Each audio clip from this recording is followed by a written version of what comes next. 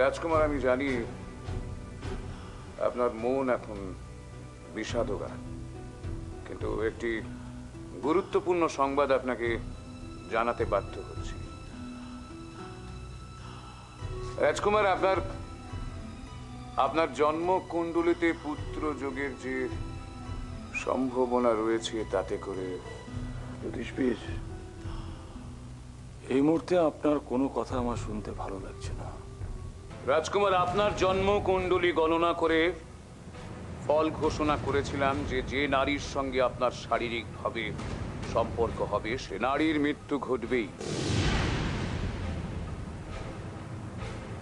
দেখো ঐশিকা, তুমি আমাকে অপমানজনক কথা বলতেই পারো, কিন্তু আমি আমার ভাইজির ভবিষ্যৎ নিয়ে চিন্তিত।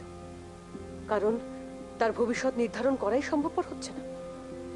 আমি আপনাকে অপমান করতে চাই না রাজুদি, কিন্তু আমার মেয়ের এত কষ্ট বারবার আমি আর সহ্য করতে পারছি না। আমি তো সেটাই তোমাকে বোঝাতে চাইছি ঐশিকা। এই কথাটা মাথায় রেখো এবং সেটা বুঝেই পদক্ষেপ ফেলো। খনার জন্মকুণ্ডলী যদি তৈরি করা না যায়, তাহলে কিন্তু ওর বিবাহ দেওয়া সম্ভবপর হবে না।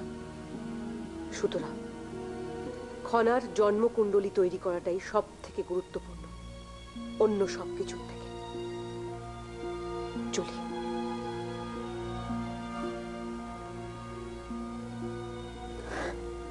মন্দাকিনী, মন্দাকিনী, কোথায় তুমি? আমার কথা শুনতে পাচ্ছ মন্দাকিনী? মন্দাকিনী, ও তুমি আমার সাথে কোনো খেলা খেলতে চাইছো, তাই না? ঠিক বুঝেছি মন্দাকিনী। এখন আর ভালো লাগছে না আমার, ফিরে এসে বলছি।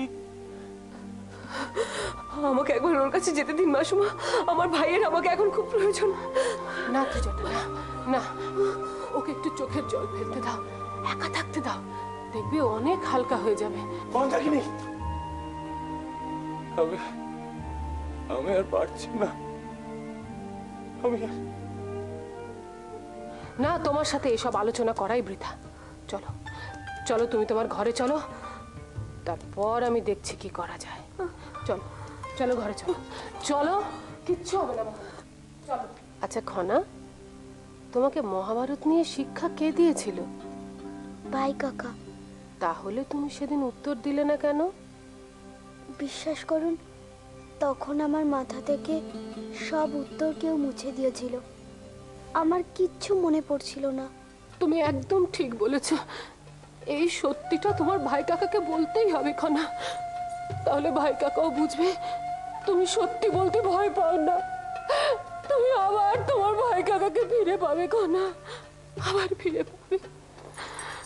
মাসিমা, আমি আপনাকে কথা দিচ্ছি, যেভাবেই হোক ভাই কাকাকে আমি ফিরিয়ে আনবো।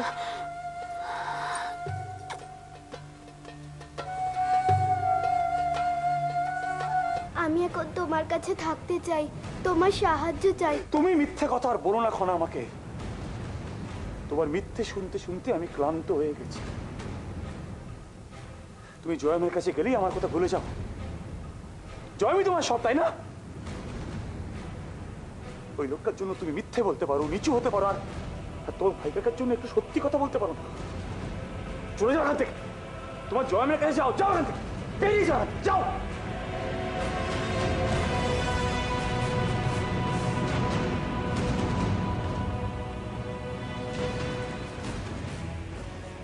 মন্দাকিনীকে হারিয়ে ফেলেছি। জয়দূতের জন্য এখন কণাকেও ফিরে পাওয়া সম্ভব হয়ে দাঁড়িয়েছে।